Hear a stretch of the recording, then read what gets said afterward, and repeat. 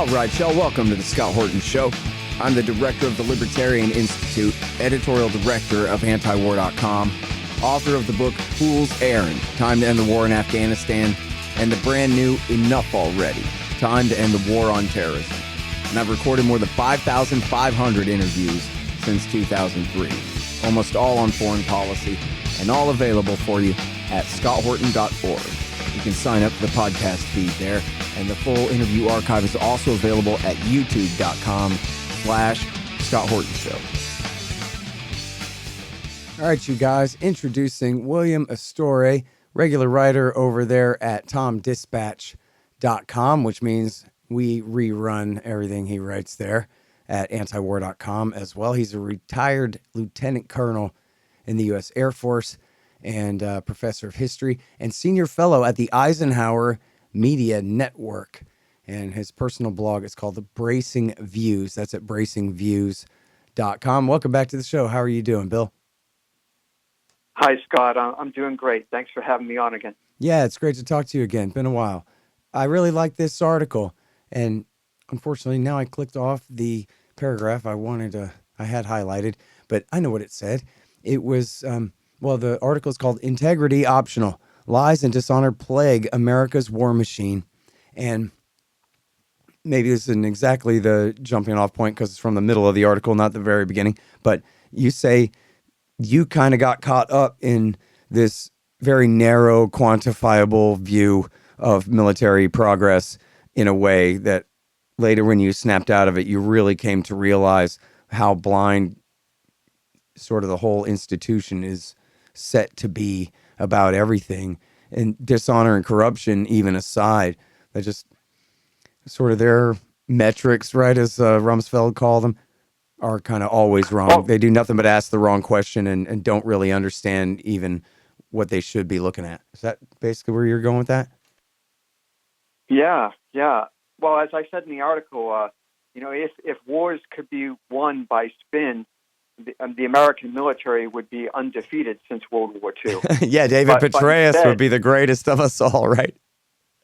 Yeah, Petraeus. Well, as you know, he was always so careful to say that his metrics, they were always fragile and reversible, which doesn't sound like any kind of real progress in war. If the enemy can just reverse whatever state that the surge that you supposedly won, and that occurred, as you know, in Iraq, Afghanistan. I mean, the military was always lying to itself, and as well as lying to the American people, and it comes back to the idea, as you know from my article, it's deeply ironic that my service, the Air Force, the fundamental core value is integrity first. And I can't count the number of times I was reminded at the Air Force Academy that lying, cheating, stealing, and other dishonorable activity was not to be tolerated. And yet, when you get into the upper ranks of the military, you have all kinds of lying and cheating and stealing, all justified in the name of some elusive victory. Usually justified also by being a loyal company man or a loyal company woman. You're loyal to your superiors. You want to be loyal to the people around you. And so everyone just lies about progress in war. And as you know, Scott, this has been proven by the Pentagon Papers. It was proven by the Afghan war papers. The military says one thing in public, and then while privately saying, well, this war isn't really going so well, but they're not going to share that with the American people until the war calamitously comes to an end. Yeah. Well, and so that's interesting even in the get-go, right, that in no other real walk of life other than, I guess, raising kiddos, do you really have to tell people all the time, you don't cheat, you don't steal, you don't lie. You have to have honor and respect for other people. Everybody already knows that. Why do I got to yell that at my guys every day in their face and make them chant it while they march around or whatever? And then, Right. because the answer is one, it's a government program. So it's shot through with all the economics of bureaucracy, and which means no accountability for anyone ever. And that's kind of the agreement between everyone is everyone will be allowed to get away with everything. And then Right. beyond that, the profession is destroying human beings, blowing them to little pieces. And it's not really an honorable thing. Like, they raise us all to believe that, if you join the army, one day you might fight the Wehrmacht out in the field. In other words, you'll be taking on a bunch of German servant Hitler who really deserve it, and you won't have to think twice about it. Never mind a lot of guys who went to World War II and came back had a pretty hard time. A lot of people died over there. But Sure. but the idea is, no, it'll be olive green versus Nazi gray, and we'll kick their ass in the name of freedom and democracy and what Jesus would have had us do, and it'll be fine. But then none of our wars have looked like that since World War II. And even World War II didn't really look like that if you zoom out and look at the air wars and stuff. So, Right. but anyway, and that's really part of it, right? Like as Ron Paul said, he goes, you wonder why these guys commit suicide. We're asking them to, he was a congressman, even though he's against stuff. We're asking them to engage in what is essentially psychopathic behavior, which we're only supposed to ever ask somebody to do that in absolute necessity to protect the lives and liberty of the people of our country, not to go around, figuring out ways to deploy this thing. But in other words, it just is rotten from the head all the way down, right? Yeah, that is when you think about military service, and I know a lot of people, people who are critical of military, and I guess I'm critical of the military in my own way, even though I served in it for 20 years. You are asking young men and women to kill in the name of country, and that's a big ask for anyone. And if you think about the idea that you're actually asking them to kill for what is essentially a dishonorable task, and you're asking them to kill in the cause of lies, then you really do have a severe moral injury, and that's what a lot of our troops are suffering from. It's something that Matthew Ho speaks eloquently about in the book that Andy Basovich and Danny Shershin put together on dissent in the U.S. military. And I'm sure Matthew Ho is running for the Senate in the Green Party in North Carolina. And he's one of those honorable guys, a former Marine who joined the State Department but then resigned in protest when he realized in 2009 that our Afghan war policy was going nowhere. And yet, even though you had honest people like Matthew Ho, who really is a stand-up guy, that war persisted for another 12 years as the U.S. military kept saying, oh, yes, we're making progress. Each time, when we cycled through 17 or 18 different generals there, and they all said the same thing, and ultimately, we left in chaos and disgrace. Yeah, and in fact, people go back and look at that history.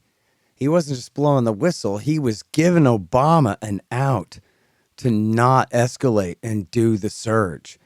And all Obama had to say was, listen, we have this brave, heroic, decorated Marine Corps captain from Iraq War II, which he was a hero in Iraq War II, not for killing people, but for saving the lives of guys who'd driven off a bridge into the river. And he jumped into the river and saved their lives, was why he was a decorated Marine Corps captain from Iraq War II. And then here he is, a State Department whistleblower saying, hey, the reality is this is not gonna take. We should not be doing this. And then he's got the ambassador, Eikenberry, who was formerly a general in charge of that war, saying, I got this guy's back. He's right. And he didn't stand up for him as well as he could have, but it was enough for Obama to invoke. And he could have just given a big speech and said, I beat McCain because people wanted me, not McCain, to make this decision, and that's it.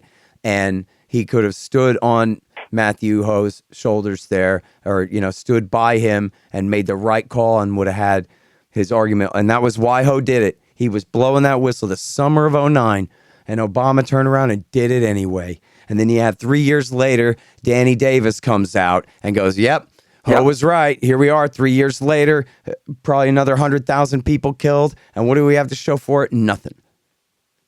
So Right. No, and that's the problem. Another guy was Lieutenant Colonel Paul Yingling, who wrote that article, that famous article in 2007 about a failure of generalship, where he said the famous line being that a private who loses his rifle suffers more than a general who loses his war. And what happens is the system. The system doesn't reward people like Danny Davis or Matthew Ho or Paul Yingling. Instead, the system gets rid of the truth tellers, or it forces them into retirement or what have you. You find that your career path is cut off, when you speak the truth. Another guy that I know he was with the State Department, I think, was Peter Van Buren. And he wrote about the Iraq War and showed that so much of the reconstruction there was a sham, and he was punished as well. He was pursued by Hillary Clinton and forced into retirement for his book, We Meant Well, which is another great book where he had the audacity to tell the truth to the American people. And instead of being celebrated for that and respected for that, he's punished for that. And that's exactly what's wrong with the system. Not only do we have people who are lying, but the liars tend to be the ones who get promoted to higher rank, and the truth tellers are the ones who are demoted and punished. And that's why you don't. That's why integrity is most certainly optional. Yeah.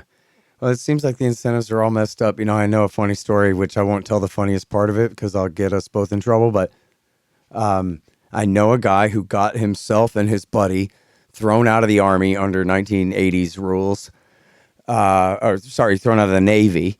And it was because he realized that everybody who failed the test to get a higher rank, that 6 months later when they took the test again, everybody got a 10-point bonus when they took it the second time, to make sure that they pass. Sure. And he goes, oh, I get it. This is the most absolutely inane and corrupt and ridiculously and incompetently run organization in the world for a reason, and I want out. And so I can't tell you the funny part, but even that part's funny, that he just looked right at that and said, no wonder the guys above me are complete incompetents. They've just been here longer, and that's how eventually they make it up there. But then, and I know it's like that there's all kinds of just a million anecdotes from all the wars where, especially the officers, they're getting their ticket punched. I've been to Iraq. I've been to Afghanistan. Now I get a better job when I get home. This kind of crap. It's like public choice theory, right? Has from the highest level down to the, captains and lieutenants and whatever, that it's all about what's good for them and not about what's good for, anybody's interest if you zoom out and look at it, in terms of the nations involved, right? And that's what I see as, I still sort of, even though I'm retired, I've been retired for 17 years now.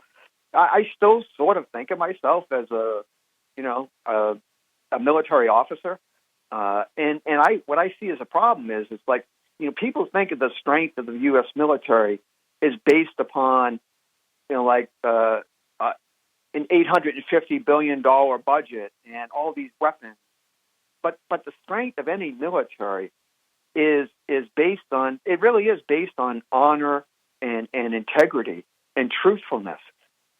And it doesn't matter how much money you spend.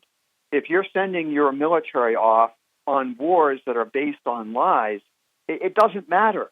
It doesn't matter the amount of weapons that or money that you throw. You're gonna lose, and you're not just gonna lose the wars, but you're basically losing your country. You're losing your democracy, and that's why I have that anecdote at the end, or that saying from Goethe, where it says that if your military loses its honor, it has lost much of its ability to be a military, and I think that's where we're at. Yeah.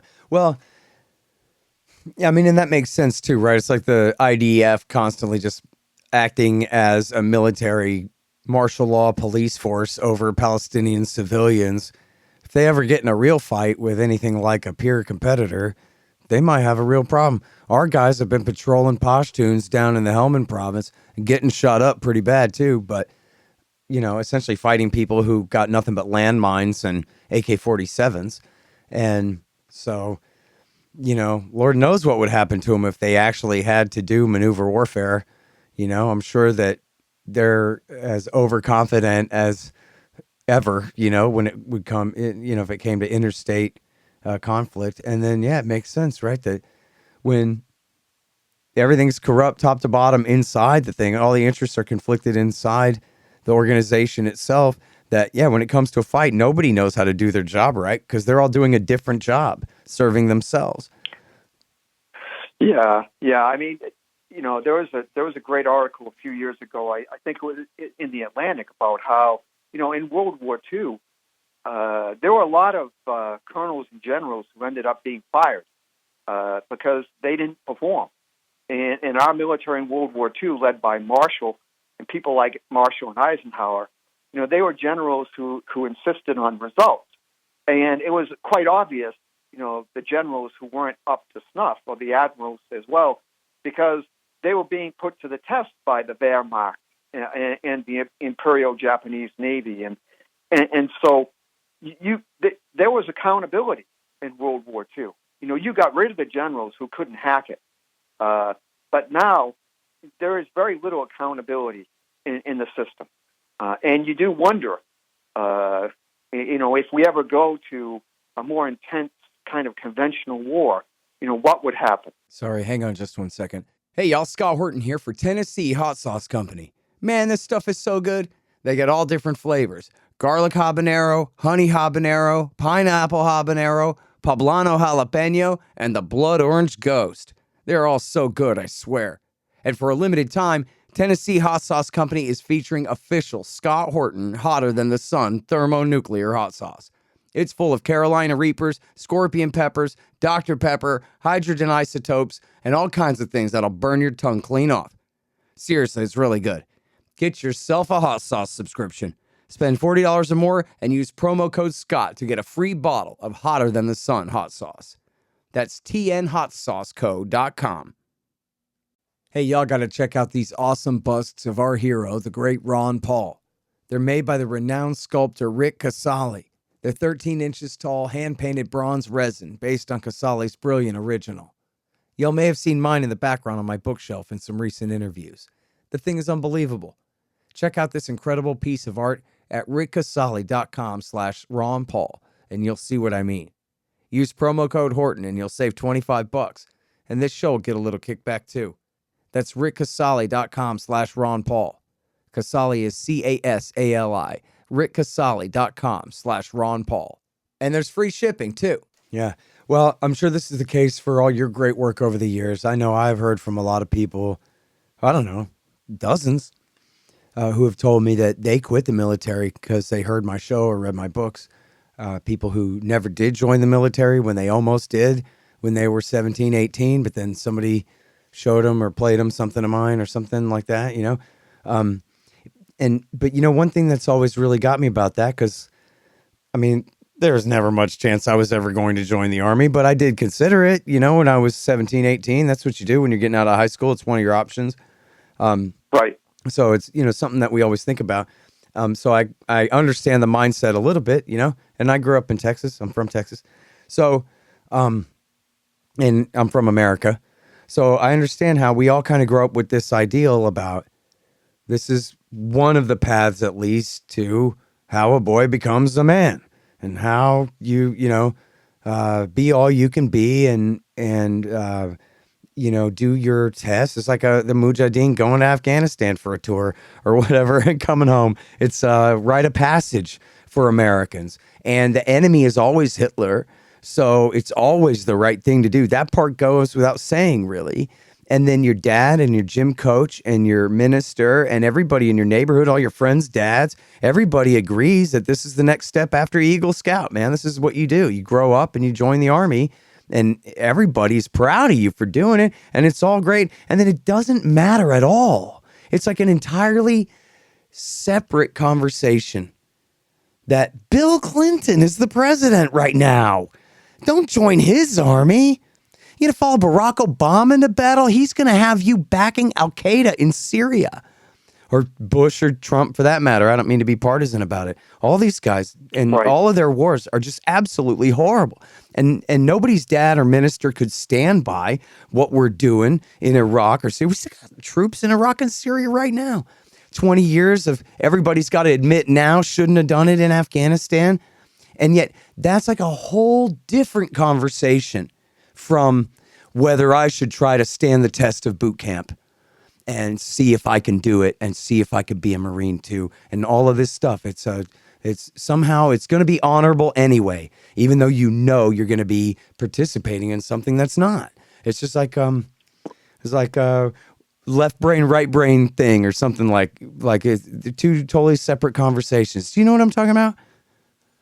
Oh yeah. You know, it's just that, you know, it strikes me. I recently read a memoir of a guy who was a student in Dartmouth, and this was during World War II, and this class at Dartmouth, about 40 to 42 of them joined, you know, the Army Air Corps en masse.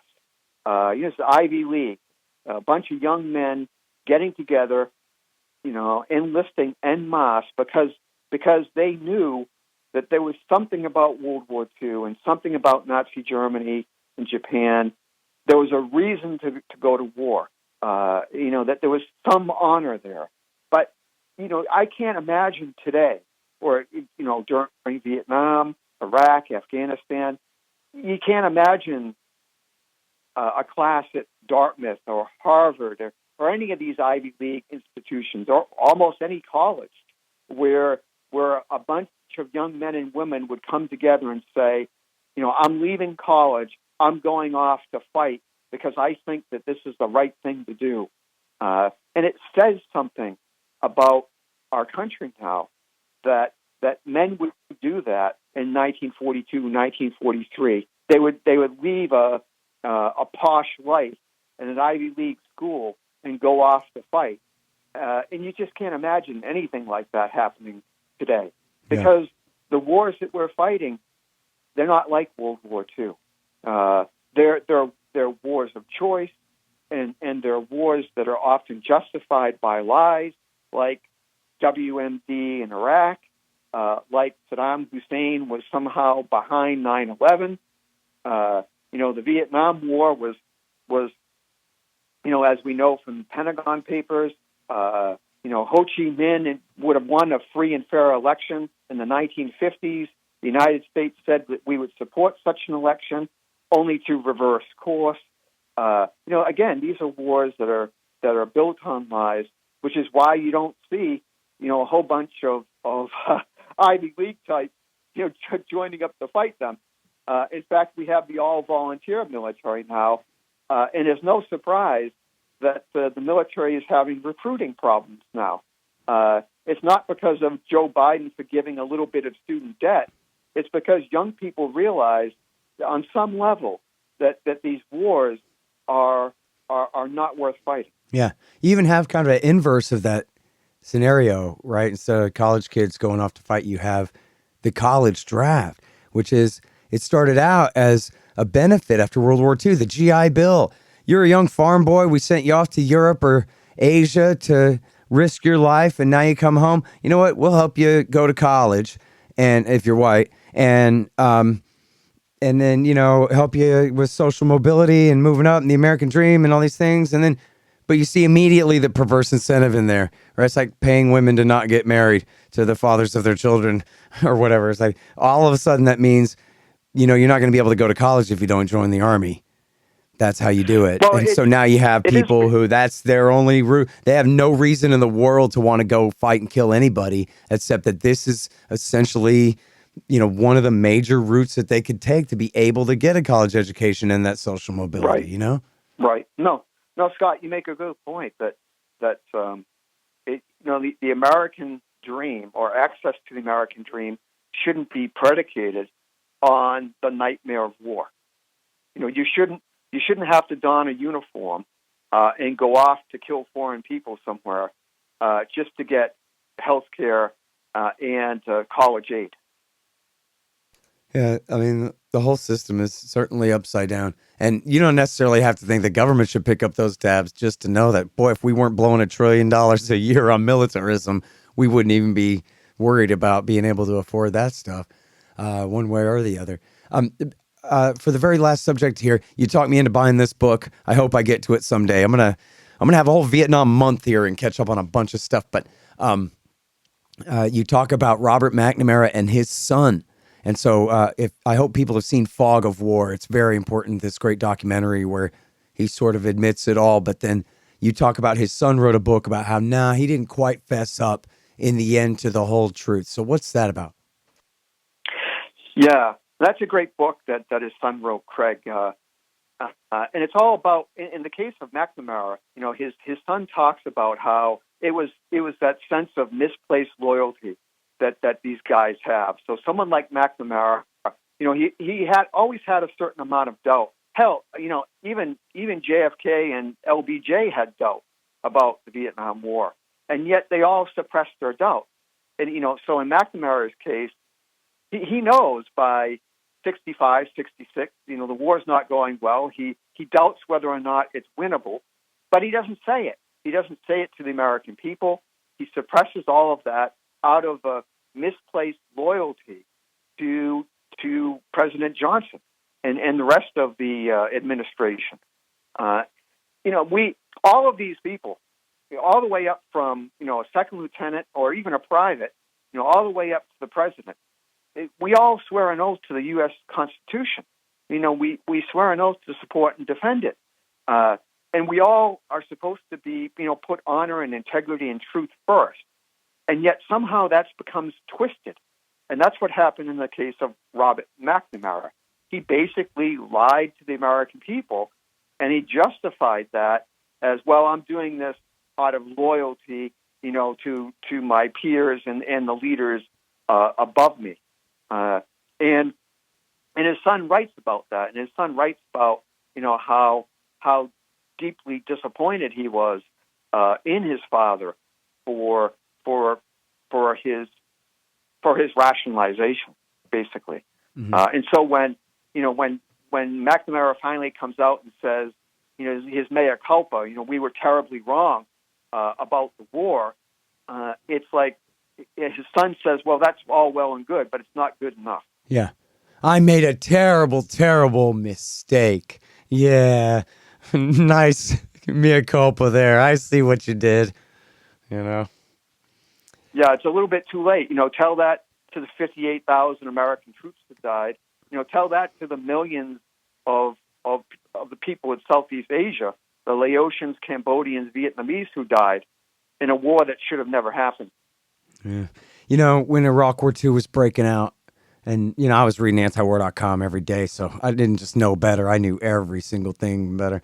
And a friend of mine told me, boy, if you'd been alive in the 60s during Vietnam, the lies, it was just like this, but just 1,000 times, like just the volume was turned up so much higher because of the level of violence and the level of blatant dishonesty. Where on TV, the TV news would show, yeah, we lost 600 guys today. And then they'd show the briefing from the Pentagon, and he's like, yeah, we lost 6 guys and took out 600 of the heirs. And it was like, man, everybody just saw the pile of bodies on the broadcast, you know what I mean? And it was like that every day for years, and how it's just, that's how I feel about the Ukraine thing now, where we got this border tension with Russia right on their border, with their side threatening to use nukes, and everybody's acting like it's just Friday and we don't have to worry about whether we're going to make it to Saturday or not.